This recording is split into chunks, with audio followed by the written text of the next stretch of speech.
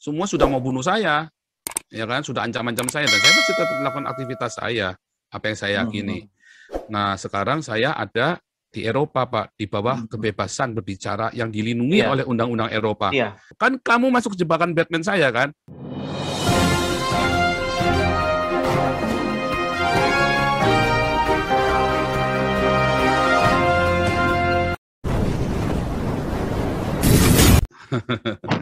Gimana? Kalau secara mental sehat juga masih, Pak? Kalau menurut saya sehat, Pak. Iya. Karena kan ini kan sudah dibully oleh orang seluruh Indonesia dan orang seluruh dunia, bukan dibully ya, maksudnya sedang jadi perbincangan hangat seperti itu, Bapak.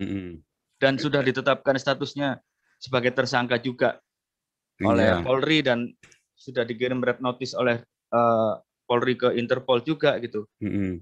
Ya sebagai sesama manusia saya memahami kalau dalam posisi itu nggak mudah gitu Pak, memikul beban mental seperti itu gitu Pak. Bapak sendiri ngerasa takut nggak sih Pak? Posisi saat ini gimana sih Pak? Nggak tahu Pak, saya malah nggak tahu yang saya rasakan. Cuman pokoknya biasa aja, saya pokoknya jalanin hidup seperti biasa. Ya pagi, malam, tadi saya barusan ke tempat yayasan yang saya biasa kerja juga. Ya kan, saya juga pergi ke Bapak ketemu kerja orang. juga di sini ya Pak ya? Kerja Ya. juga di sini? Oh, Berlin bener Pak ya? Ya di sebuah kota, somewhere, someplace ya. Jadi teman-teman nanti, soalnya pada khawatir kemarin yang teman-teman yang di Turingen sama yang di wilayah Bremen teriak sama saya semua kan. Mereka nggak tahu nggak apa. Terus jadi pesan berantai begitu kan. Ini ke siapa, terus sampai ke saya. Terus jawabannya pokoknya kasar gitulah. Sedikit memaki-maki begitulah, kayak menekan saya begitu kan. Terutama teman-teman gereja itu kan semua. Nah sayanya ya teman-teman ini ya orang-orang bulenya lah, maksudnya orang-orang bulenya, dia saya menyampaikan Paul, dia bilang, ya kan. Iya. Oke. Pak, mohon maaf Pak, apa namanya? Bapak sudah, saya mau klarifikasi ya Pak ya. Bapak keluar Indonesia dari 2018 betul ya Pak? Iya. Iya. Dan itu sudah nggak ada hubungan sama yang di Indonesia sama sekali Pak, sampai sekarang Pak? Dalam arti apa hubungan itu? Kontak atau orang? Nggak ada. Saya udah nggak pernah kontak saudara-saudara saya, keluarga saya di Indonesia, karena sebetulnya sejak 2000, saya ini dulu ya, saya ini kan mulai memberitakan Injil, ini kan mulai aktif pemberitaan Injil secara terang-terangan. Saya nginjilin orang, baptis orang, itu kan sejak 2015, 2014 akhir itu ya, 2014 akhir itu saya mulai aktif, agresif memberitakan Injil. Saya baptis rekan-rekan dari kebanyakan Muslim ya, 99% Muslim. Nah, saya baptis, terus saya samperin juga, itu AWF itu saya samperin, ya kan, si Yudi Mulyana saya samperin, dulu siapa itu yang barusan in memoriam itu, Ali Makrus, itu saya samperin. Nah, memang sejak itu saya mulai memisahkan diri dari keluarga. Saya kasih pengertian baik-baik, yang saya lakukan ini beresiko dengan teman-teman mayoritas. Jadi dengan keluarga saya pribadi. Jadi waktu itu saya mulai ganti nomor apa segala macam, jadi mereka nggak bisa hubungi saya lagi. Pak, apa namanya, dengan adanya kejadian ini, apakah Bapak sudah, artinya, mohon maaf ya Pak ya, ada beberapa pendapat nanti yang kalau pertanyaan yang saya nggak mau jawab, saya akan bilang nggak bisa jawab begitu ya. Oke, itu hak Bapak, itu hak Bapak. Ya. Jadi gini, dengan apa yang terjadi saat ini, apakah Bapak memahami apakah ini mungkin dalam frame mindset Bapak ini adalah sebuah risiko perjuangan seperti itu, atau Bapak nggak nyangka akan ada reaksi seperti ini, Pak? Ya, memang ini kan risiko apa yang kita yakini, Pak. Yang kita yakin sesuatu, kita menyampaikan sesuatu, karena kan setelah saya tahu, saya percaya, buat saya ini adalah, saya kan punya masa lalu yang tidak baik, Pak. Semua orang sudah tahu lah, saya tidak baik, ya kan. Saya pernah, saya menjadi seorang hamba Tuhan, menjadi seorang pastor ini dari tahun 99. Saya punya masa lalu, saya sering cerita kok, saya punya masa lalu nggak baik. Dan ini buat saya adalah sebuah ya udah, ini cara saya untuk mungkin yang harus saya tempuh begitu loh, untuk ya semoga saya masih berguna, ya kan, untuk bagi manusia, bagi umat manusia. Oke Pak. Terus berarti Bapak ini di sini ada pekerjaan, terus apa segala macam, apakah pekerjaannya itu berkaitan dengan Injil tadi yang seperti Bapak bilang itu, Pak? Iya, sangat berkaitan. Saya di sini sudah baptis ratusan orang imigran dari ini ya, dari apa namanya, dari Timur Tengah itu ya. Saya sudah baptis banyak orang-orang ini. Iya, kalau di sini banyak dari Turki. Non-government organization ya, jadi. Oh, NGO ya, Pak ya. Pakai nama Joseph Paul atau pakai nama yang Cindy Paul? Joseph Paul Sang, Pak. Oh, iya. Ini saya konfirmasi lagi ya, Pak ya. Mohon maaf ya, Pak. Ini yang Cindy Paul Suryo Mulyono ini benar ya, Pak? Itu nama saya dulu, Pak. Oh, begitu ya. Jadi ya. apa ada tahap ketika Bapak merasa saya harus ganti nama karena saya sudah tercerahkan atau seperti apa gitu, Pak? Ya, itu nama baru saya setelah saya kembali melayani Tuhan. Saya bilang, tetapi saya tidak berarti saya memungkiri masa lalu saya yang tidak baik, karena saya memang kita semua punya salah lah, tapi saya kebetulan terlalu salah. Kebetulan saya ini terlalu salah, Pak. Begitu loh, Pak. Nah, kan jadi, kita semua punya masa lalu tidak baik, tapi saya punya tidak baik gitu loh. Jadi supaya tidak terlalu apa namanya orang terus langsung siap apa, tapi kan memang semua orang tahu dan tidak pernah saya tutupin. Tidak pernah saya tutupi, kan ada semua wah itu kan gampang, tinggal browsing internet, siapa saya kan ketemu semua kan. Saya itu nggak pernah nutupin identitas saya. Bapak merasa harus ganti nama itu sejak kapan, Pak? Dan kenapa kok milih nama yang itu, Pak? Apa ada makna khusus? Sejak 2000, saya tuh pakai 2016 akhir. Buku saya yang di buku saya itu ya, buku saya yang berapa ya itu ya? Yang pertama apa yang kedua ya? Saya udah mulai ganti nama. Yang pertama, ya saya nulis buku itu saya udah pakai itu. Ya, sejak itu. Oh, oke Pak. Bapak, kan saya juga mengikuti beritanya, pemberitaan Bapak di tanah air seperti apa ya, Pak? Bapak bilang sudah menanggalkan status sebagai WNI, betul seperti itu, Pak? Iya kan, kalau saya sudah tidak niat pulang kan saya harus menanggalkan. Nah, tadi sudah saya jelaskan di depan. Iya. Prosedurnya bahwa di Eropa ini prosedurnya itu ada berbagai cara untuk menempuh prosedur supaya legal. Dan saya legal di sini, Pak. Iya, Bapak, maaf. Berarti belum warga negara Jerman juga. Masalah legalitasnya semua saya nggak bisa jawab karena nanti saya salah saya kan ada lawyer, Pak. Jadi saya nggak boleh jawab yang berkaitan dengan masalah kewarganegaraan, saya ada lawyer. Nah, tapi masalah kasus saya pribadi saya jawab, nggak apa-apa, nggak masalah. Tapi untuk masalah legalitas apa segala macam, mengapa saya bisa dapat itu apa segala macam, mengapa saya bisa legal, saya nggak boleh jawab, Pak. Karena nanti orang-orang ikut-ikut caranya begitu, dia masuk Eropa berduyun-duyun, Pak. Cara-cara itu itulah harus benar-benar tahu. Kalau nggak tahu cara itu nggak bisa aja pokoknya. Mohon maaf. Dan itu saya bisa dipersalahkan kalau saya cerita-cerita caranya bagaimana, gitu loh, Pak. Okay. Berarti sekarang gimana statusnya Bapak ini? Ya pokoknya statusnya saya melepaskan warga negara Indonesia dan saya di bawah Jerman atau gimana? Di bawah hukum Eropa sekarang. Enggak dong, enggak stateless dong. Nah, jadi kan namanya harus ada warga negara. Mungkin itu di stop dulu, Pak. Karena itu nanti biar dari lawyer, Pak. Karena itu nggak boleh saya ngomong itu. Saya sudah dikasih tahu nggak boleh jawab semua yang tentang kewarganegaraan, kecuali pokoknya saya hanya kasih tahu ada banyak cara untuk tinggal di Eropa dengan legal, tetapi cara-cara itu tidak banyak orang yang tahu. Intinya dan tidak ada di internet juga soalnya. Jadi itu hanya tahu kalau kita ketemu lawyer di sini, kita baru ngerti caranya begitu, dan itu pun lawyernya tertentu. Di sini berarti ya, Pak ya? Iya dong. Kita ada lawyer juga kan di sini. Iya. Dan saya nggak boleh kasih tahu negara bagian mana, itu kan luas kan. Jerman itu kan luas, Eropa ini kan luas semua. Jadi saya juga nggak boleh bilang membawa state sesuatu, saya nggak boleh, Pak. Jadi nanti saya dipersalahkan. Ya, itu nggak boleh bawa state-nya, nggak boleh. Tadi kemarin yang memframing saya Jerman kan bukan saya kan. Ya kan, makanya saya selalu bilang Uni Eropa karena nanti saya dipersalahkan, Pak. Enggak, karena ini Pak, karena saya kan juga dapat konfirmasi dari KBRI, Pak, bahwa memang Bapak terdaftar sempat masuk ke Jerman seperti itu. Jadi iya, betul. Tapi kemudian bukan saya yang ngomong, tapi loh ya, maksudnya janjian bukan saya yang ngomong ya. Perkataan Jerman itu bukan dari saya karena supaya jangan nanti saya dipersalahkan oleh lawyer saya bahwa itu kata-kata saya. Saya tidak pernah berkata itu Jerman karena nanti saya dipersalahkan. Tapi kalau yang ada di TV itu segala macam dan pernyataan dari teman-teman itu ya memang kan sudah ada terang-terangan di depan mereka, ketemu mereka, ya masa saya mau menyangkal kan nggak bisa juga. Iya, Pak. Ya kan begitu, Pak. Iya. Terus ini Pak? Bapak selama ini isu-isu ini meluap, menjalani hidup seperti apa, Pak?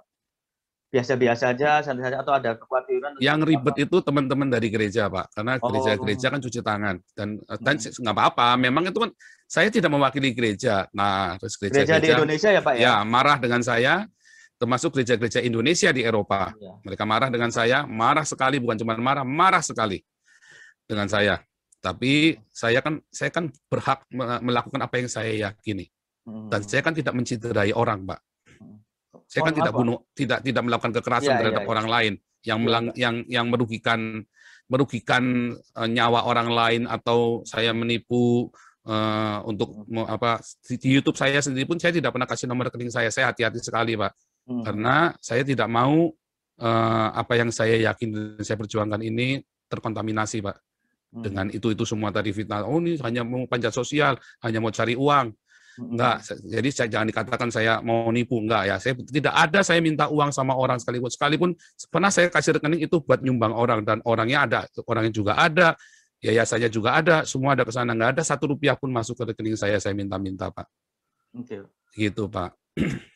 Pak, terus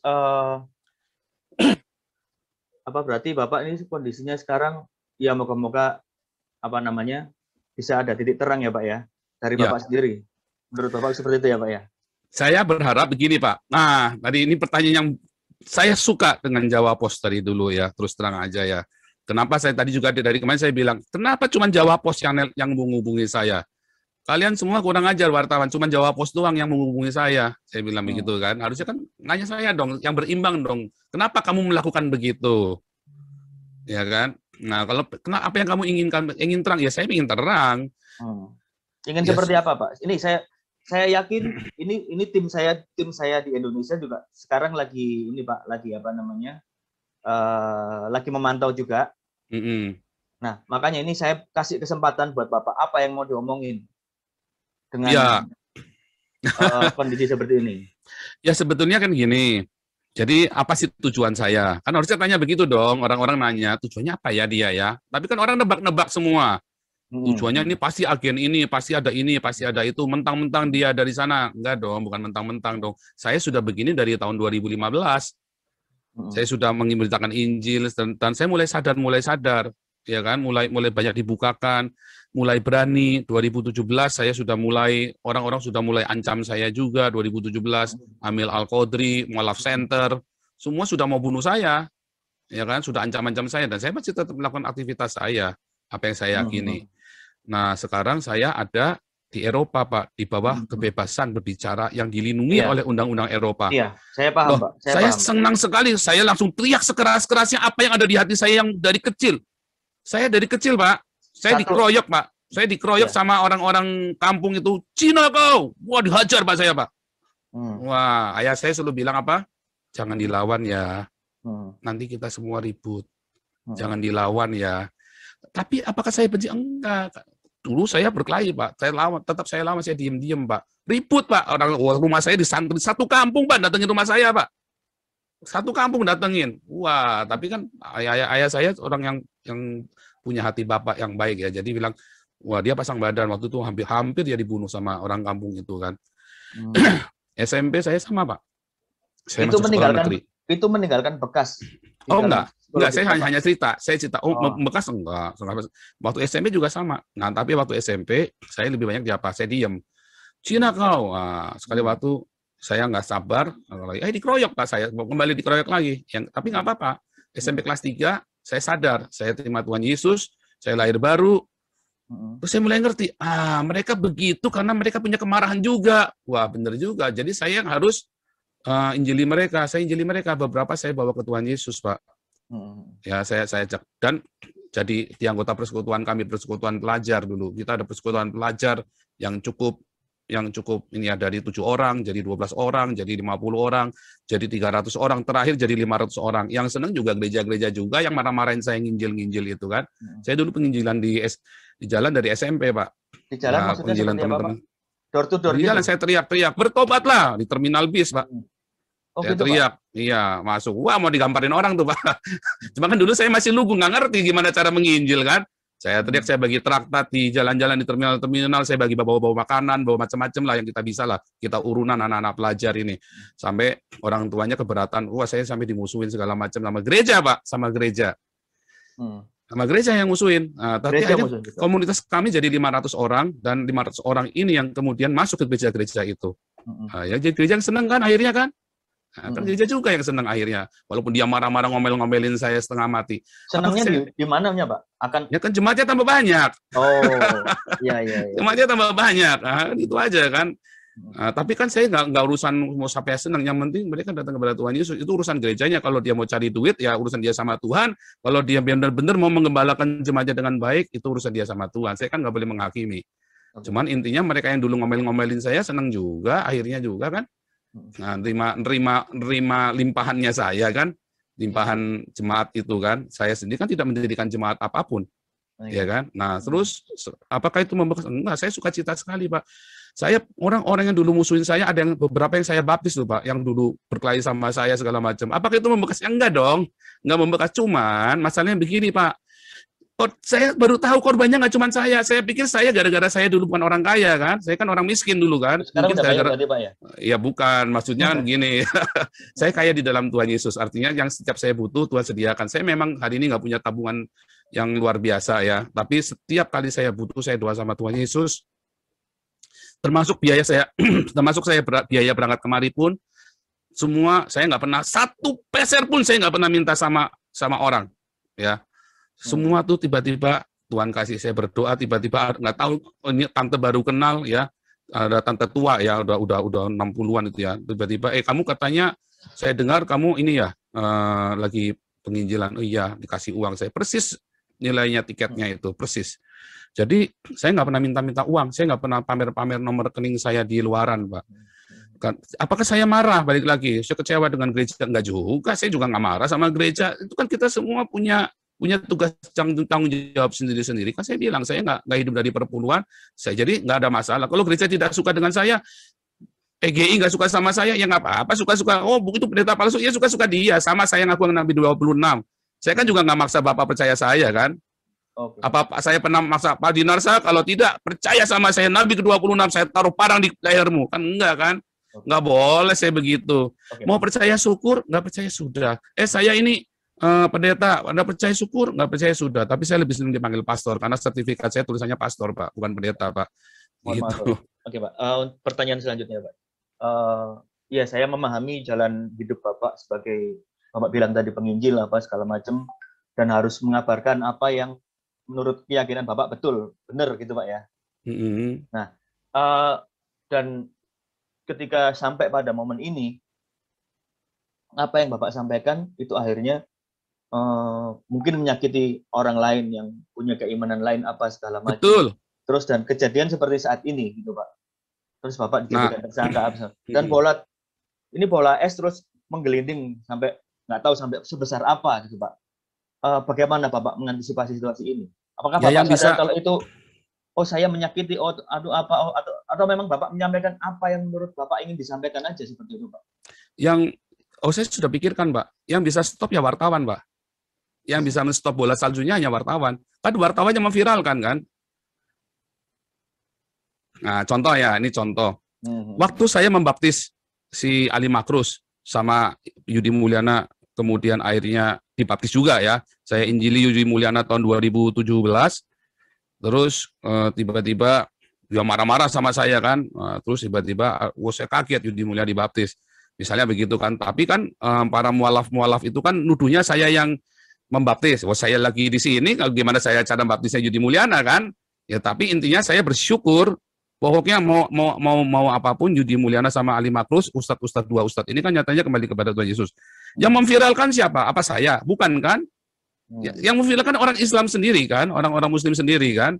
Nah, waktu saya ngomong kemarin, ya kan, banyak yang YouTubers yang ratusan ribu, ya kan, Refli Harun, Rudi Kamri, Denny Cokro, Denny Siregar. Apa saya yang memviralkan? Bukan. Mereka yang memviralkan saya, Pak. Bapak belum ya, tapi kayak Detikcom kemarin, saya bersyukur ya, saya terima kasih buat Jawa Post, Detikcom. Saya nggak nulis, Pak, karena saya belum dapat terima kasih. Saya respect Dan saya dari dulu memang suka baca Jawa Pos, Pak, karena memang dari dulu saya bilang ini orang-orang Jawa Pos ini memang objektif, jadi hati-hati. Dan mudah-mudahan kali ini pun objektif juga ya nanti waktu nulisnya pun. Nah, kayak Detikcom, dia tulis hati-hati dan malah menghubungi saya, Tirto juga menghubungi saya. Artinya kalau memang mau memberitakan, jangan cuma diberitakan satu yang potong, yang kagak ngerti, orang-orang kagak ngerti apa-apa, terus Menkominfo bilang blokir itu akunnya Joseph Paulusang. Sekarang saya harus mengaku, memang sudah diblokir, bagaimana? Bagaimana orang mau tahu kebenaran dong akunnya diblokir sama kalian? Kalian cuma potong sepotong, saya bilang Nabi ke-26 bla bla bla, ya kan? Terus yang lainnya ada apa di sebelum dan sesudahnya? Yang bikin ulah siapa yang potong itu? Wartawan. Bukan Jawa Pos ya.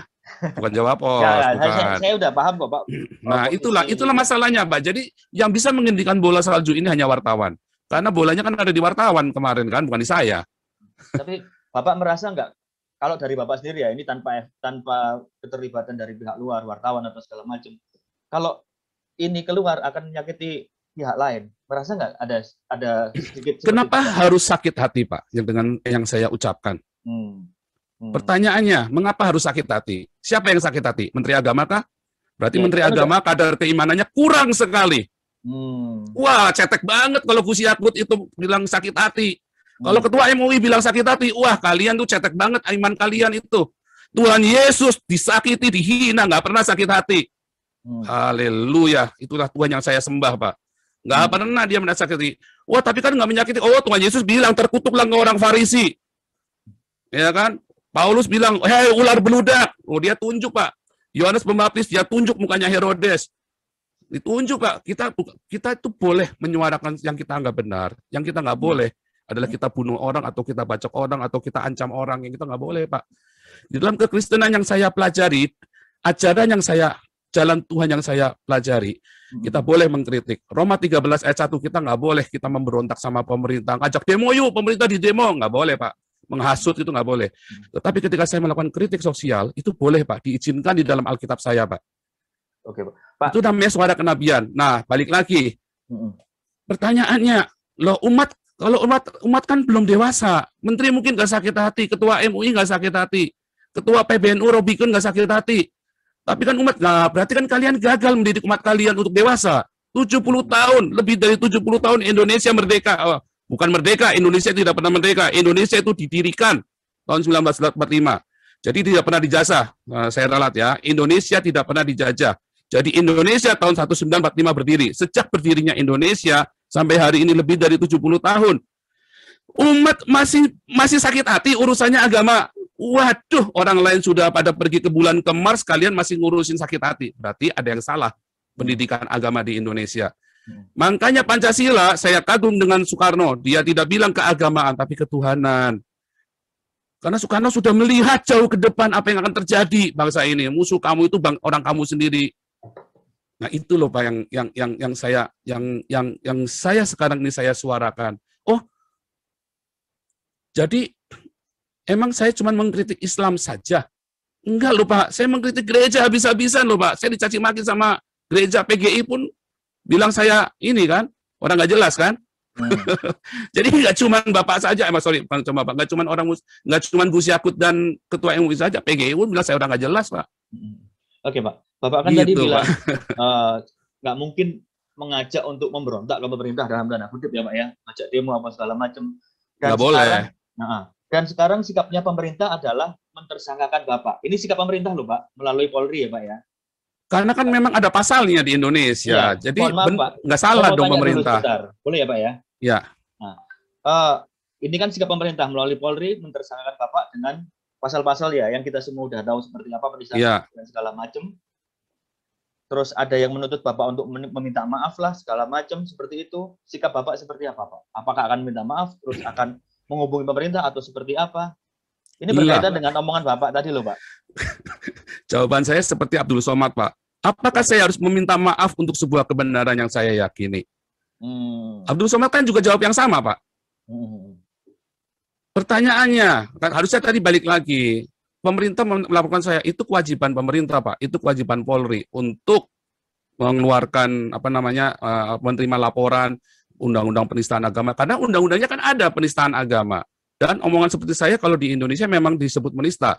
Sama seperti Yahya Waloni, Abdul Somad, Tengku Zulkarnain, Haikal Hasan, sama dengan Habib Rizik, sama dengan Stephen Indra Wibowo, Irina Handono, Hani Christian, sama Pak Moko Ginta almarhum, sama Pak yang saya omongkan, YouTubers lain banyak yang lebih ngeri dari saya Pak.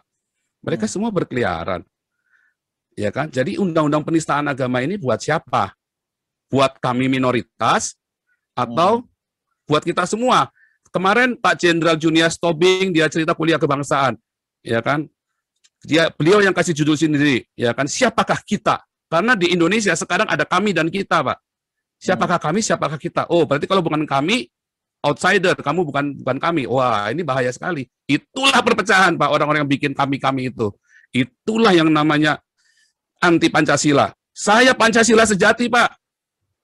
Lihat ya, YouTuber semana di Indonesia, sekalipun Denny Siregar, yang bikin kuliah Pancasila tiap seminggu sekali. Cuman saya, Pak, tak tongkrongin, dapat duit nggak? Enggak, Pak. Dikira enak kuliah Pancasila. Pak, mohon maaf ya, Pak. Tapi kenapa Bapak melepaskan warga negara Indonesia kalau Bapak mengaku Pancasilais? Kalau saya tidak lepaskan, saya ditangkap dong, Pak, dipulangin. Gimana, Bapak? Itu namanya berhikmat, Pak. Saya harus korbankan, nggak ketemu. Pak, kalau orang tua saya mati sekarang, Pak, saya nggak boleh pulang, Pak. Bukankah itu pengorbanan saya, Pak? Sekalipun mungkin Indonesia akan memaafkan saya, ya kan? Udahlah diampuni hukumnya. Tetapi saya, sekalipun orang tua saya meninggal, saya kan nggak bisa pulang. Begitu saya pulang, selesai semua. Sekalipun pemerintah pun bisa memaafkan, belum tentu orang-orang Islam yang cetek-cetek ini ilmunya bisa memaafkan saya, toh. Nah, jadi justru itu pertanyaan saya, Pak, kepada saya menggugat Indonesia dan Pancasila. Iya dong, Pak. Iya. Seperti loh, apa, Pak? saya dari kecil PMP, ya, PSBB, sejarah diajarin lagi, bolak-balik diajarin lagi, sampai kuliah diajarin lagi, sampai sekarang Pak Jenderal Junius Tobing masih ngajarin Pancasila. 6 jam tuh, Pak, kalau kita baca Pancasila di YouTube saya, Pak. 4 minimum 3,5 jam. Sampai 6 jam. Tak tongkrongin, Pak. Saya pengen tahu. Akhirnya saya bilang sama Pak Junius, Pak Jenderal, ini cuma retorika. Nyatanya kan nggak ada yang begini, Pak Jenderal. Nggak ada. Ini semua retorika doang. Mana ada Pancasila di Indonesia? Eropa lebih Pancasila daripada Indonesia. Maksud Bapak, ya kan? Seperti apa, Pak? Ketuhanan yang Maha Esa. Apa di Eropa pernah ada Bapak dengar persekusi agama di sini? Justru orang-orang yang dipersekusi agama larinya ke sini. Orang-orang dari Timur Tengah, Muslim semua, apa di sini dilakukan anarkis? Hampir tidak ada. 1-2 itu oknum yang benar-benar sedikit sekali. Ada, Pak, di Hanau. Wah, itu sedikit sekali, Pak. Tapi ada pemantiknya apa? Pemantiknya apa? Kejadian di ya itu di Hanau yang orang mati, orang contoh gitu kan? Apa tahu? Itu kan? ada pemantiknya, Pak. Gimana, Pak? Coba diceritakan. Iya, itu kan pemantiknya ceritanya kan kemarin yang di mana itu kemarin di Kolen. Makanya orang-orang mulai ada Islamofobia. Walaupun di Eropa ini kita diajarin, saya lihat anak saya sekolah ya, dididik begitu ya. Saya lihat kurikulumnya diajarin untuk nggak ada anti sama agama lain. Kalau di Indonesia diajarinya apa kemarin? Injil sudah dipalsukan. Iya kan? Itu kurikulum pelajaran, itu pernah saya muat itu, buku-buku pelajaran. Injil sudah dipalsukan. Geblek ini. Menterinya siapa itu waktu itu? Menterinya waktu zaman SBY terakhir. Injil, malah diizinkan buku Injil. Nah, di sini nggak boleh, Pak, begitu, Pak. Berarti yang lebih Pancasila mana? Kan nggak ada. Kan kelihatan sekali, Pak. Nah, jadi jelas, Pak, di sini. Masjid Ahmadiyah gede tuh, di Turingan, paling gede. Boleh. Sementara orang Syiah, gede juga masjidnya. Di Indonesia, dibakar seorang-orangnya, Pak. Oh, itu fakta, Pak. Jangan cerita enggak fakta tuh diusir karuan, Pak. Iya. Jadi lebih Pancasila mana? Lebih Pancasila Eropa, Pak, daripada Indonesia, Pak. Iya kan? Jadi kalau kemanusiaan yang adil dan beradab, kemanusiaan yang adil dan beradab. Kita semua imigran, jangan tanya, Pak. Bapak tahu sendiri imigran. Saya kan pelayanan imigran. Bapak kan juga ada di Jerman. Ya kan? Di Jerman juga paling banyak imigran, ada sekitar 11 juta itu. Sekarang saya nanya, imigran di Jerman sepatunya Nike semua, Adidas semua, Pak. Iya, betul Pak. Coba manajer di Indonesia mau beli Nike ngeden Pak. Manajer ya, loh Pak, manajer bank Pak, mau beli Nike ngeden Pak. Aduh. Kalau Air Itu Jordan nama ya ngeden Pak. dimanusiakan sekali Pak orang-orang ini Pak, dikasih rumah, dikasih pengobatan gratis, anaknya di sekolah sampai kuliah gratis Pak. Tahu Itu Pak. kan kemanusiaan yang adil dan beradab Pak. Dimanusiakan, orang ini imigran hidup dari pajaknya orang Eropa. Ya kan? Persatuan. Wah, orang Eropa ini bersatu sekali, Pak. Waduh, mereka bangga sekali, Pak, dengan Eropa, Pak. Ya kan? Mereka boleh keliling dunia, tetapi mereka bersatu, Pak, di sini, Pak. Mereka ribut, Pak, debat di Senat tuh kemarin, kan? Tapi mereka bisa kumpul-kumpul, bisa akur-akur. Di sini ada banyak sekali orang-orang ada banyak sekali denominasi. Mereka ribut debat doktrin, Pak. Wah, sampai pecah gereja. Begitu kita sudah duduk bersama makan bareng, mereka makan bareng, Pak. Jadi sekarang apa? Yang dan seterusnya. Kalau ada yang mau Bapak sampaikan kepada pemerintah, apa yang mau Bapak sampaikan? Berkaitan dengan ketidakadilan, berkaitan dengan apapun yang Bapak alami, apa yang mau Bapak sampaikan? Kemarin sebenarnya saya mau tulis ke Bapak tadi, harusnya begini loh Pak. Saya ini kan hanya seekor kutu di seberang samudra, ya kan? Tapi ada balok-balok di depannya Mabes Polri itu loh Pak, di depan gerbangnya Mabes Polri itu balok-baloknya itu ya Waloni, Abdul Somad, Tengku Zulkarnain, Haikal Hasan dan selanjutnya. Ada GKI Yasmin. Sampai sekarang juga nggak diproses itu, padahal kan konstitusional GKI Yasmin, dokumen sudah lengkap. Gus Yakut sudah 1 bulan, sudah hampir 6 bulan Pak. Gus Yakut menjabat jadi Menteri Agama. GKI Yasmin tetap aja ditutup. Gereja-gereja kemarin GPDI sama yang di Jombang itu tetap aja ditutup Pak. Nah, jadi ada apa yang salah ketika saya ngomong hal seperti ini? Lalu saya salahnya di mana? Nggak ada dong Pak. Sebetulnya menista agama itu berarti kan kemarin siapa tuh Bima Arya itu menista agama tuh. Siapa itu yang nutup GKI Yasmin pertama kali, Bima Arya atau siapa itu? Berarti dia menista agama dong. Itulah penistaan agama. Wah, itu malah bukan menista agama lagi. Dia benar-benar melanggar Pancasila, konstitusi kita. Seharusnya. Sorry, bukan kita lagi dong ya, bukan punya saya juga soalnya. Cuman kenapa saya tetap masih ngajarin Pancasila, minta Pak Junior Jenderal. Saya bilang loh, kalau Pak Jenderal keluar dari sini, wah selesai Pak Jenderal. Nggak ada kuliah Pancasila, nggak ada yang berani. Cuman Pak Jenderal Junior Tobing aja yang berani teriak-teriak ngajarin Pancasila, ngomel-ngomelin orang-orang itu. Kenapa kita tetap, karena Pancasila itu, saya kan belajar filosofi segala macam, saya belajar semua Pak. Ternyata Pancasila itu mengerikan, Pancasila itu ada sesuatu yang indah sekali. Wah, Indonesia itu bersyukur punya Pancasila, tapi bukan Pancasila yang Piagam Jakarta. Pancasila yang benar, yang punyanya Soekarno. Yang diajarin sama Pak Jenderal Tobing itu. Wah, sudah diajar panjang lebar, nanti kan panjang lebar. Intinya Pancasila yang benar, bukan Pancasila yang Piagam Jakarta. Nah, itu masalahnya kan nggak dipraktekkan, itu cuma retorika doang. Jadi salah saya di mana? Ketika saya berkata, mengkritisi, dan menganggap diri saya Nabi, dan saya meluruskan ajaran Nabi sebelum saya. Nggak salah dong, itu kan tafsir saya, bebas saya. Kalau saya salah, Gus Yakut, ayo debat sama saya. Gus Yakut, Menteri Agama ya Pak? Iya dong, katanya dia kan paling topnya dong ilmu agamanya. Ayo debat sama saya kalau bilang Muhammad nggak salah. Iya dong. Iya Pak. Maaf, saya nggak bilang menyakiti dong, menyakiti lagi enggak dong. Justru kita bilang yang saya ngomong kan sebuah realita, ya kan? Kita ngomong, makanya saya harus ke sini dulu, terus saya ngomong Pak, teriak Pak. Jadi Bapak untuk ngomong dengan lebih lapang harus keluar dulu gitu ya Pak ya? Nah iya loh Pak, kalau saya di dalam saya lagi ngomong udah diciduk loh Pak.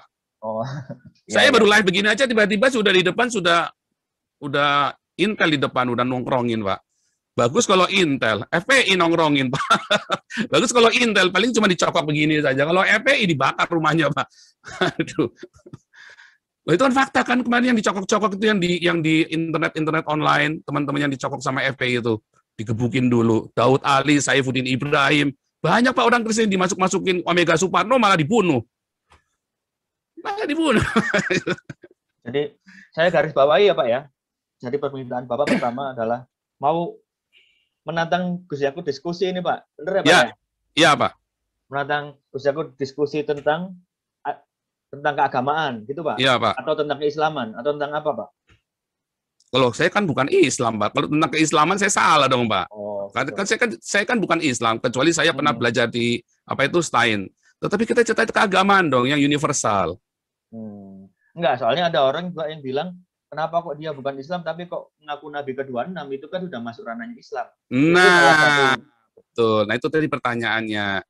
Kan saya boleh-boleh saja mau ngaku Nabi 26, 27, 28, 29, suka-suka saya kan. Semua orang kan boleh ngaku jadi Nabi. Emang ada larangan dilarang menjadi Nabi? Kayaknya belum ada undang-undang dilarang menjadi Nabi di seluruh dunia deh, Pak. Tapi udah ada umatnya nggak, Pak? Kalau udah jadi Nabi, Pak? Ya, mudah-mudahan sudah ada, Pak. Mudah-mudahan sudah ada. Tapi saya nggak pernah maksa-maksa ini orang-orang buat ngakui saya loh.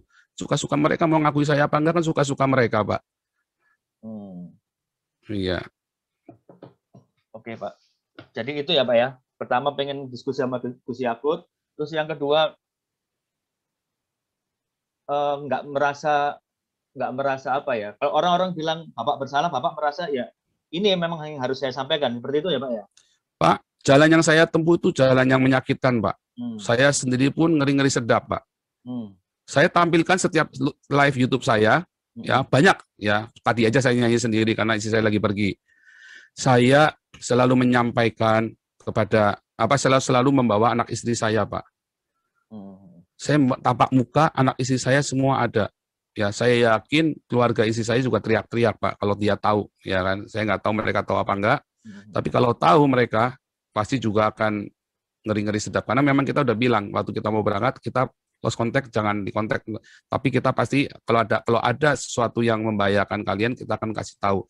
Yang sampai hari memang kita belum ada berusaha untuk ini ya. Saya belum ada berusaha mengontak keluarga saya ya. Saya belum ada dan belum ada niatan karena menurut saya pemerintah Jokowi ini kan relatif ya lebih baik ya. Saya bukan pendukung Jokowi ya, sorry ya, saya tidak lagi komit, tapi memang pada kenyataannya kan lebih aman, walaupun gereja-gereja lebih banyak ditutup di zaman Jokowi, ya kan? Itu kan fakta kan, gereja ditutup di zaman Jokowi lebih banyak, Pak, 200 gereja, bayangin. Merasa di prank gitu, Pak? Apa gimana, Pak? Maksudnya di frame dalam arti apanya? Merasa di prank gitu, Pak? Kok tambah ketika zaman Presiden Jokowi? Bukan, karena begini. Tadinya orang-orang berpikir mungkin wah di prank nih teman-teman sesama aktivis kan. Tapi saya ngelihat lagi, terus ada kuliah kebangsaan dengan Pak Jenderal Junior Tobin juga. Oh itu bukan prank itu. Terakhir kemarin ya, lihat ada kota-kota syariah semua, terus tiba-tiba ada pasar syariah, terus ada pasar muamalat dan segala macam. Oh itu bukan prank itu. Oh itu ngeri tuh. Itu tandanya ya Jokowi bikin kebijakan di boikot di daerah, termasuk GKI Yasmin. Oh saya bukan jemaat GKI Yasmin dan tidak ada satupun jemaat GKI Yasmin yang saya kenal ya. Saya hanya berdasarkan saya jalan, saya ngelihat, saya lakukan seperti ini. Jadi Jokowi itu bukan ngeprank kita, tetapi dia diboikot di bawah. Dan itu fakta. Kalau zaman Soeharto nggak bisa. Boikot di bawah diciduk semua itu yang di bawah-bawah. Ini bisa diboikot sama Bima Arya, coba kan kelewatan kan. Kita toleransi, tidak ada undang-undang penistaan agama. Nyatanya saya masih dilaporkan penistaan agama sama politisi PSI yang katanya nasionalis. Kenapa dia nggak ngelaporin Yahya Waloni, si Husin Shihab itu? Kan kamu masuk jebakan Batman saya kan? Kenapa kamu nggak ngelaporin Yahya Waloni sama Abdul Somad dan CS-mu itu semua?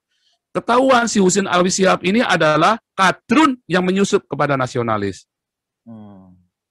Ketahuan, sekarang topeng-topengnya kadrun semua kebuka semua. Ya kan? Siapa-siapa yang kadrun kelihatan semua. Nah, Pak, Anda masuk jebakan saya.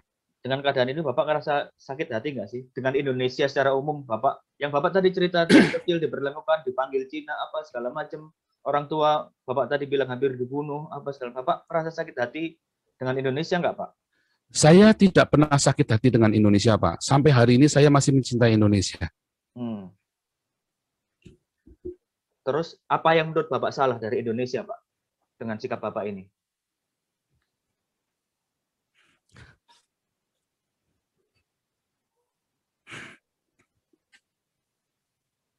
Pasti ada yang salah dong, Pak, dalam pemikiran Bapak. Kenapa Bapak harus merasa saya harus melakukan perjuangan, kan pasti harus ada sesuatu yang diperjuangkan kan, Pak? Dan ini konteksnya adalah Indonesia, begitu kan? Jadi begini, Pak. Wah, kalau saya ada cerita Indonesia, memang saya selalu ini ya, apa namanya? Jadi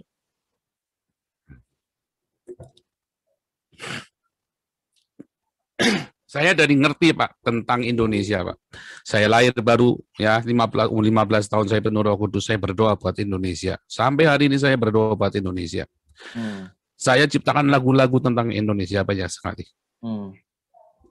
Tetapi memang Indonesia sedang dirusak oleh sebuah ideologi yang sangat rusak, ideologi yang sangat busuk, ideologi khilafah. Dan itu mereka masuk menghujam sekali, ngerusak anak bangsa, masuk ke sekolah, ya, memaksa orang pakai jilbab, memaksa orang untuk mengikuti syariahnya mereka, dan semua perda-perda syariah yang lain. Oh, itu sudah jelas Pak, dan itu akan merusak. Saya jamin Indonesia akan rusak. Dan saya melihat Indonesia yang saya cintai ini, ya, yang saya cintai itu membuat banyak sekali korban yang dikorbanin justru anak-anaknya. Ibu Pertiwi ini yang mengorbankan anak-anaknya, Pak. Bapak tahu yang namanya harimau tidak akan makan anaknya. Ibu Pertiwi ini makan anaknya, Pak. Jadi Bapak merasa dimakan sama harimau ini, Pak? Oh, bukan cuma saya, Pak. Banyak sekali, Pak. Korban yang dianggap PKI berapa banyak? Yang di PKI kan 3 juta, Pak. Apa Bapak ada ini, Pak? Ada cerita dari keluarga gitu, Pak? Ada kaitannya tentang PKI itu, Pak? Saya tidak punya keluarga yang tersangkut PKI karena nenek moyang saya dulu dari Partai Komintang yang lari dari Partai Komunis. Jadi jelas keluarga saya penentang komunis. Karena nenek moyang saya dulu anti dengan Partai Komunis dan dikejar-kejar, Pak. Makanya pindah ke Indonesia. Nggak ke Taiwan ya, Pak? Kan ada yang kemana-mana, Pak. Kan tersebar-sebar kemana-mana. Nah, salah satunya ke Indonesia nenek moyang saya. Okay. Itu loh, yang ke Indonesia. Dan itulah kemudian makanya ayah saya pun pernah dikarungin sama PKI, Pak. Ayah saya, Pak. Digebukin maksudnya, dikarungin itu digebukin karena memang ayah saya bilang saya juga salah. Bilang kenapa? Dasar PKI lu, dia bilang begitu kan, dikarungin bener sama orang PKI, digebukin Pak. Tapi nggak dibunuh, cuma digebukin doang. Artinya karena orang marah kan, dasar PKI lu kan waktu kan frame-nya kan jelek kan. Jadi digebukin sama orang PKI, digebukin bapak saya. Tapi kan itu bukan sebuah dia mau bunuh, enggak Pak. Bukan saya terus saya pro PKI, enggak juga. PKI itu dulu dari santri-santri yang saleh loh Pak, pendiri PKI itu. Ya, itu rahasia umum, bukan rahasia lagi lah. Pendiri-pendiri PKI itu ada santri-santri yang saleh. Ya, itu kan berasal dari syarikat Islam, Pak. Ya, syarikat Islam merah. Syarikat Islam merah itu, Pak. Itu sudah ada di pelajaran sejarah kalau. Iya, tapi kan masalahnya kan nggak diakuin sama kebanyakan orang. PKI lu, PKI kan kalian sendiri kan. Dari kalian sendiri. Tapi kan kita mau sama-sama cerita Pancasila, Pak. Anggaplah saya ini nabinya Pancasila. Saya menganggap diri saya nabinya Pancasila sekarang. Ya kan? Kalau kemarin saya bilang nabi ke-26, saya bilang sekarang nabi Pancasila. Bagus Pak, dibikin kaos Pak, nabi Pancasila. Nah, nanti mau saya bikin Pak nabi Pancasila, Pak. Wah, nanti tinggal siapa yang mau jadi umatnya kan, mau ngaku apa enggak, malah digebukin nanti, Pak. Nanti saya lagi bikin merchandise Pak nabi Pancasila, nanti digebukin lagi ntar. Nah, kenapa? Aduh Pak, ini Pancasila itu begitu saya di Eropa Pak, Eropa ini Pancasila banget, kalau diterapkan indah sekali di Indonesia. Waduh, saya itu banyak ketemu ya Pak, wartawan-wartawan itu, ada satu wartawan di Belanda yang namanya Michael Mas Pak. Ya, saya berusaha kontak beliau tapi belum mau ditemuin masalahnya Michael Mas ini. Dia nulis, dia ada satu tulisannya Michael Mas, Indonesia ini udah berubah sekali dalam 20 terakhir ini. Sejak reformasi Pak, nggak tambah maju, tambah nggak bener Pak. Tambah nggak bener kan sejak reformasi kan. Kelihatannya aja maju, kelihatannya. Wah, kumbir. Di dalamnya, di bawahnya, makin parah loh, Pak. Konflik horizontal itu makin ngeri loh, Pak. Sejak reformasi itu, Pak. Kenapa? Karena ada yang mau menggoyang Pancasila. Ya siapa? Ideologi khilafah ini. Dan sekarang menampakkan diri semuanya. Kan saya kan hanya memberikan satu umpan. Contohnya siapa, Pak? Yang orang-orang kan kalau ini ada ideologi besar bertahan di Indonesia kan nggak mungkin kok nggak ada yang endorse, nggak ada yang support kan nggak mungkin Pak. Kalau menurut Bapak siapa sih Pak yang endorse? Lah itulah yang teriak-teriak khilafah yang kemarin undang Zakir Naik itulah. Siapa itu yang kemarin teriak-teriak khilafah itu? Loh nyatanya kan yang teriak-teriak khilafah nggak ada yang dipenjara kan? Yang PKI dibunuh, yang teriak-teriak khilafah nggak ada yang dipenjara satupun. Felix Xiao, HTI itu, ya kan? Panitianya Zakir Naik. Wah, itu kan bilang harus Islam. Wah, itu bahaya sekali tuh kalau bilang pemimpin harus Islam. Wah, itu melanggar Pancasila, Pak. Nggak ada, Pak. Itu di UUD 45 pemimpin harus Islam. Iya kan? Dan Zakir Naik bilang pemimpin harus Islam, kan? Kemarin di statement kan. Oh, itu kan sudah viral kemana-mana. Itu kan tujuannya buat goyang Ahok. JK pun mengakui, kan? bahwa dia sengaja mendatangkan Zakir Naik. So kita ngerti kan siapa orang-orang khilafah ini. Pak, apa yang Bapak alami ini kok seperti dejavu ya Pak ya? Seperti kejadian Ahok. Ada yang bilang kayak gitu Pak, ketika Ahok ini kan apa? Wah, Ahok itu orang hebat Pak, saya nggak sebanding Pak. Saya ini penjahat Pak, bekas penjahat Pak. Ahok itu orang, wah levelnya dia di atas saya Pak, jauh Pak. Dalam hal kejujuran, dalam hal prinsip, saya jauh Pak. Jadi jangan bandingkan saya dengan Ahok. Tapi jauh. Tapi sama Ahok dihadapi Pak, bedanya seperti itu mungkin Pak. Dihadapin bagaimana Pak? Ya maksudnya dihadapin persidangan, dihadapin, dia datang, ada apa namanya, dia di penjara, dia dihadapi, dia di penjara. Mana menurut Bapak? Kalau saya kenapa harus saya hadapin? Ya makanya saya bertanya ke Bapak. Apakah saya melanggar hukum di Eropa ini? Kalau saya melanggar hukum di Eropa, saya hadapin Pak. Kalau saya tidak melanggar hukum di Eropa, ngapain saya hadapin? Jadi makanya saya pergi ke sini Pak. Karena di sini ada kebebasan berbicara dan seharusnya di Indonesia ada kebebasan berbicara. Selama di Indonesia tidak bebas bicara, bahkan agama pun harusnya bisa dikritik. Kalau agama tidak bisa dikritik, ada yang salah dengan agama itu. Apalagi kalau sampai bilang bunuh, apalagi sampai datengin keluarga saya misalnya. Kan diancaman di YouTube itu kan diancam keluarga saya mau didatengin. Makanya saya bilang ada 3 reaksi Pak, ada 3 responnya Pak. Satu respon yang pertama ya adalah kalau kalian tetap memaksa untuk membunuh atau memenjarakan saya, berarti omongan saya benar, Pak. Pak, mohon maaf, Pak. Emang ada yang ngomong membunuh Bapak, Pak? Woi, banyak sekali, Pak. Wah, itu rembel itu, Pak.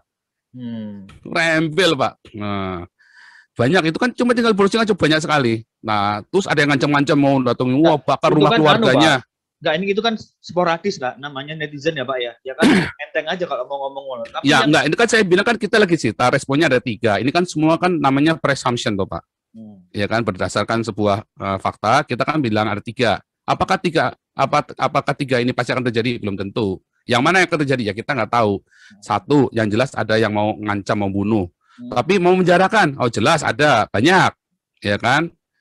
Kedua, berarti saya benar, ya kan. Berarti saya benar. Yang semua katakan saya tentang agama itu yang di Indonesia bukan cuma agama Islam doang ya kan. Saya kan mengkritik agama Kristen juga, semua agama-agama kan. Ya. Nah, berarti saya benar bahwa agama itu tidak mendatangkan kebaikan, tapi mendatangkan kejahatan, ya kan? Nah, berarti semua agama itu akhirnya akan membuat hawa nafsu manusia itu makin menggeludak besar karena agama. Nah, saya jadi teringat ceritanya Kain dan Habil. Kain itu kan bunuh Habil gara-gara agama kan? Dalam Alkitab, persembahannya Habil diterima, persembahannya Kain tidak diterima. Lalu Kain marah, dia bunuh tuh Habil tuh. Kan gara-gara agama toh. Nah, itu ya. Itulah dosa pertama di muka bumi. Kedua, kalau mereka terus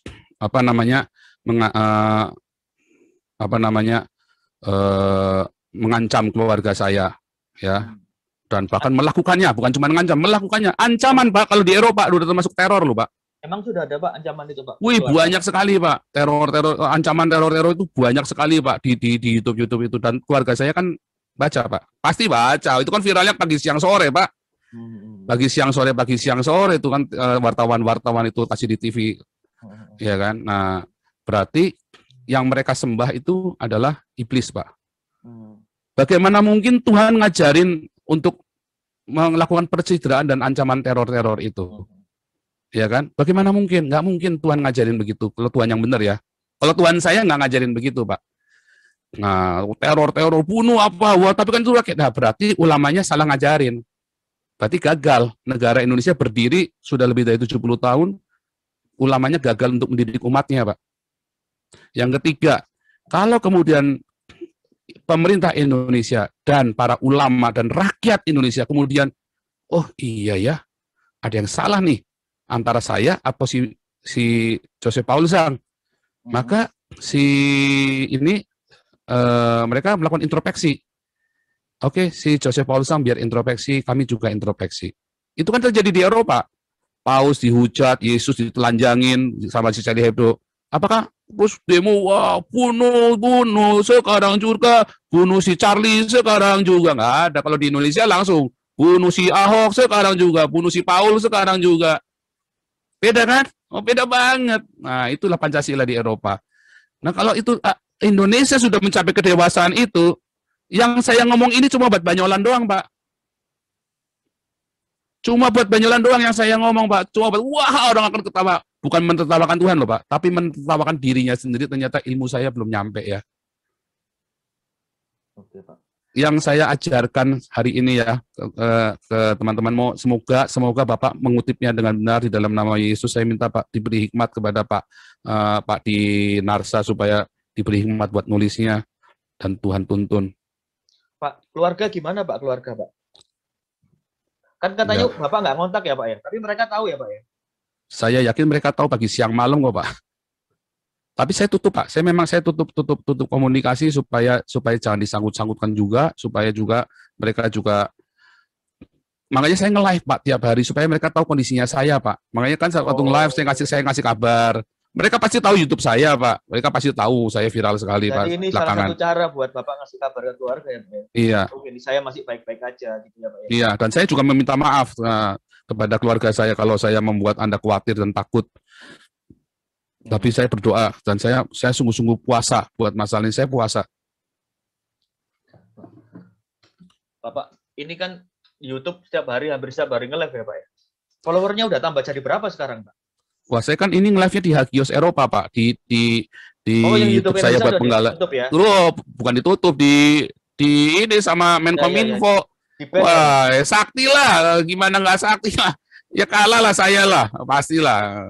Kalau ya cuman ya nggak apa-apa lah, gimana ya, memang resiko lah, gimana, makanya saya masuk di sini. Cuman kan saya udah bilang sama teman-teman di sini, kita jangan gubrak-gubrak karena ini YouTube buat pengembalaan. Saya bedain Pak, YouTube gubrak-gubrak ya buka cus olahraga BB. Nah itu saya taruh di sana. Kalau yang di sini nggak boleh, kita harus pelan ngomong, diatur, direncanakan. Teman-teman jangan ada ini itu Pak. Jadi saya bedain sebetulnya. Makanya di sini saya ya terpaksa saya live di sini. Nah untuk ini juga doa fajar jam 5 pagi juga ada di sini. Zoom-nya nggak pernah ada ganti. Nah cuma kan memang ya jadi ya eman-eman ya, sebetulnya ada banyak video-video pengajarannya Pak Jenderal yang bagus-bagus itu setiap minggu sekali dari bulan Desember itu. Mohon teman Kemenkominfo tolong itulah pengajarannya Pak Jenderal itu bagus sekali. Kasihan Pak Jenderal ngajar 6 jam hilang semua. Yang minta tolong lah Menkominfo supaya yang pengajaran Pancasila itu jangan sampai ditutup gitu. Oke Pak. Ada yang mau disampaikan Pak terakhir Pak? Saya terima kasih sama Jawa Pos ya, kalian luar biasa sekali. Iya Pak, saya juga terima kasih dikasih kesempatan buat ngomong karena kami memang mau tahu dari sumber pertama Pak. Karena ini saya udah berusaha untuk ngontak Bapak dan ya dapat kesempatan ini saya. Ya kan saya di spam Pak, email saya di spam, makanya emailnya Bapak baru kejawab itu kurang setelah 2 hari kalau nggak salah ya Pak ya, atau 1 hari atau 2 hari telat itu saya jawabnya itu, karena di spam Pak banyak sekali Pak. Oke. Nah itu sebenarnya yang rugi siapa? Ini kan semua orang jadi rugi. Nah cuman pesan saya itu Pak, saya bukannya nggak berpikir bahwa ini akan banyak menyakiti orang lain.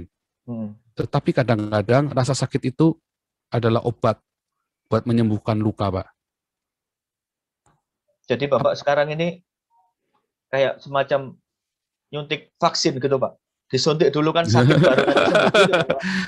Saya nggak berani bilang begitu, tapi mungkin ya saya sendiri kan juga introspeksi Pak. Bisa jadi saya memang salah, bisa jadi saya salah Pak. Karena makanya saya selalu berdoa, saya bilang sama teman-teman doakan saya supaya murni. Karena bisa jadi kan ternyata itu adalah dari kemarahan. Bisa nggak? Bisa loh Pak. Bisa yang saya ungkapkan selama ini. Bisa jadi ternyata ada masa lalu saya belum sembuh. Oh bisa banget. Tetapi saya berusaha untuk murni. Saya terus tiap malam itu. Oh tiap malam saya ngerengkel loh Pak. Kira saya ini orang terpelajar Pak. Terus saya ngomong kata-kata yang begitu kasar, begitu menohok. Wah Bapak kira saya nggak merasa. Terus anak-anak saya, wah bapaknya ini ngomongnya kok begitu, ngaku-ngakunya padahal pastor. Padahal sudah pernah mengembalakan, padahal sudah begini, padahal banyak murid-muridnya yang di ini kan, saya kan juga mengajarkan di kelas evangelis kan ada pengajaran-pengajaran itu. Masih ngajar sampai sekarang Pak? Masih Pak, saya kan ngajar di SOM Pak. Saya saya masih ngajar di kelas-kelas, ada evangelis, kelas apologetik, kelas apostolik, Bible Training Center lah. Saya lagi merintis STT di sini. Semacam STT gitu. Cuman ini kan ribet lah pokoknya. Perizinan sih ribet, tapi sebetulnya nggak ribet. Masalahnya kan harus ada beberapa orang dan harus cari teman yang tepat, apa segala macam, uangnya juga, ya kan, uangnya kan paling di situ kan nggak asal itu administrasinya lengkap bisa mudah, tapi masalahnya untuk ngumpulin administrasinya itu yang ribet. Nah intinya begitu. Tapi di pemerintahnya nggak ribet, yang ribet di sayanya. Nah, karena kan uang juga harus siap, modal kamu berapa lah, bingung modalnya berapa, nggak punya, kan mesti nggak boleh nggak jelas. Kalau di Indonesia kan bisa bikin modal ditahan, modal di apa, terus yayasan juga bisa pura-pura asetnya berapa. Kalau di sini kan nggak boleh begitu Pak, bisa masuk penjara kalau di sini. Oh, kenapa nggak Bapak bikin, Bapak sama NGO kan sekarang, kenapa nggak bikin di kantornya NGO aja Pak?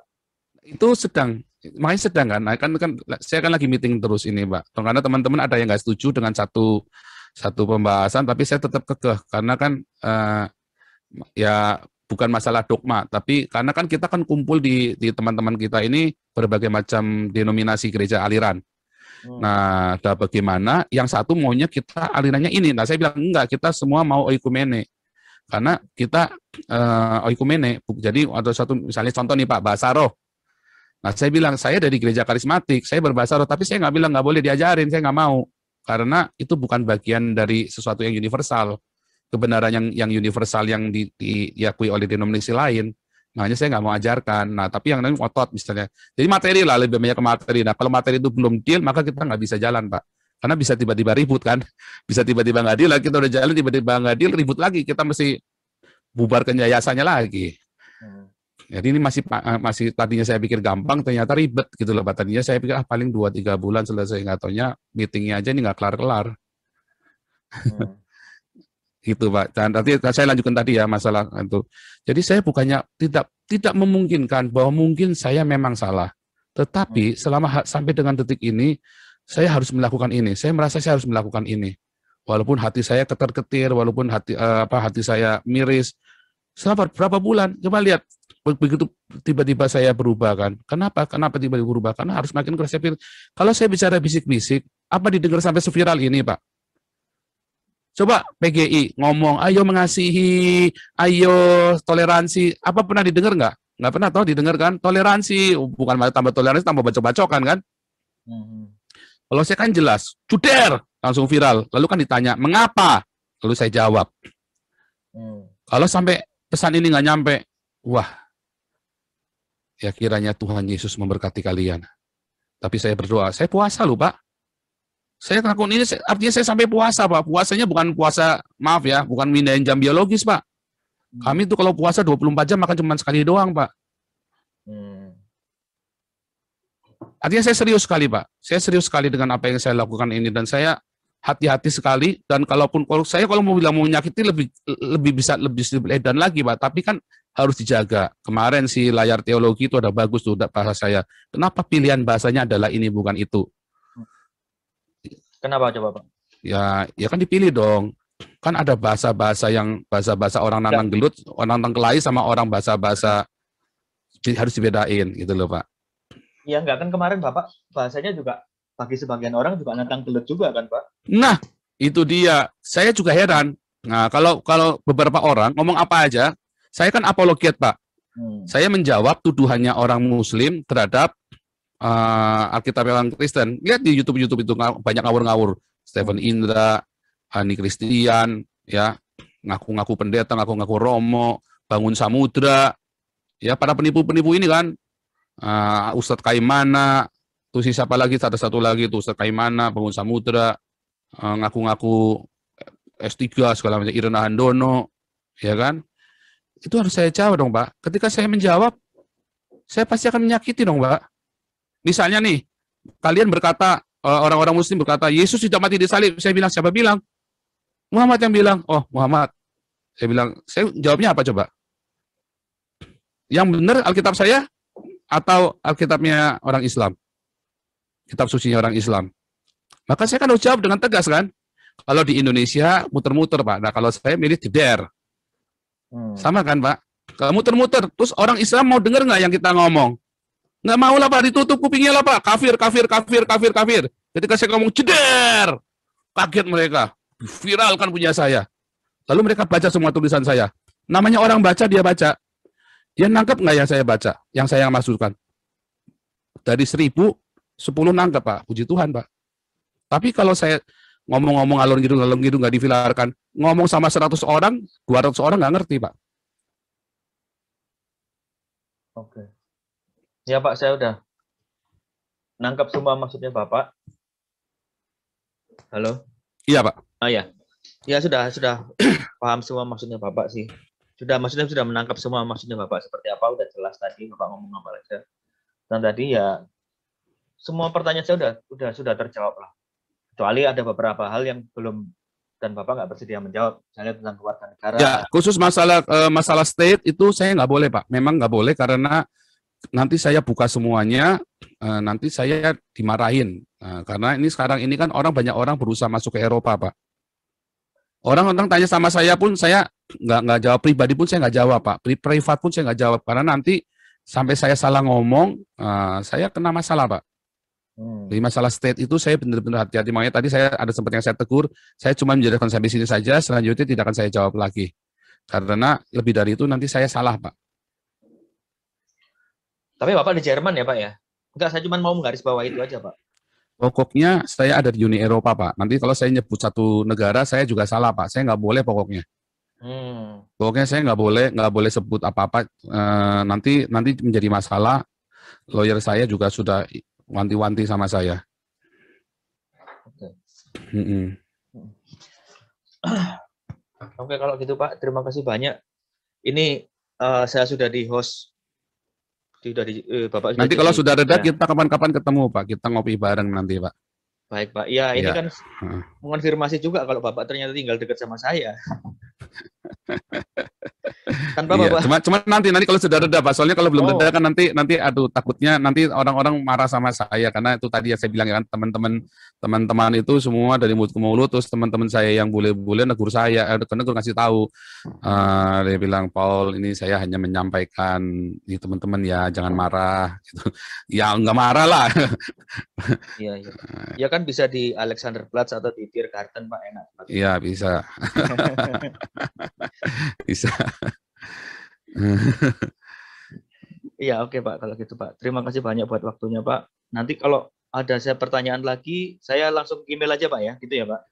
Iya Pak. Kalau nggak keberatan, saya boleh minta kontaknya yang lebih gampang gitu Pak. Boleh Pak, nanti saya kasih nomor WhatsApp saya Pak. Oke, siap. Terima kasih banyak Pak buat waktunya. Terima kasih sekali Pak Dinarsa. Nah kalau saya kasih nomor WhatsApp jangan disebar-sebarkan ke teman-teman wartawan lain Pak. Atau kepada pemerintah juga jangan Pak. Jadi maksudnya nanti semua saya ngaku siapa. Nah, kalau jelas. Jadi orangnya harus direct ke saya kasih. Kalau enggak nanti saya kasih siapa ya? Karena udah terlalu gila Pak. Itu nomor saya udah dikemana-manain. Saya sampai nggak bisa seleksi lagi Pak. Oke. Baik Pak. Ya. Ya oke. Yang lainnya kayaknya udah. Oke Pak. Kita biasanya kalau live sampai malam Pak, sampai subuh Pak. Iya ini. Iya. Tapi nggak apa-apa. Iya, terima kasih sekali buat Jawa Pos Pak Dinarsa. Luar biasa sekali teman-teman. Luar biasa sekali. Terima kasih buat bantuan Jawa Pos ya untuk menyampaikan aspirasi saya. Oke Pak. Ya Pak, terima kasih banyak Pak. Semoga wartawan yang lain meneladani apa yang dilakukan oleh Pak Dinarsa Jawa Pos ini. Ya, terima kasih banyak Pak buat waktunya. Selamat sore. Selamat sore. Ya, bisa. Ya. Terima kasih banyak Pak. Terima kasih Pak. Luar biasa sekali, Tuhan Yesus memberkati Pak Dinarsa. Oke, terima kasih semuanya teman-teman. Ini kita lanjutkan lagi ya urutan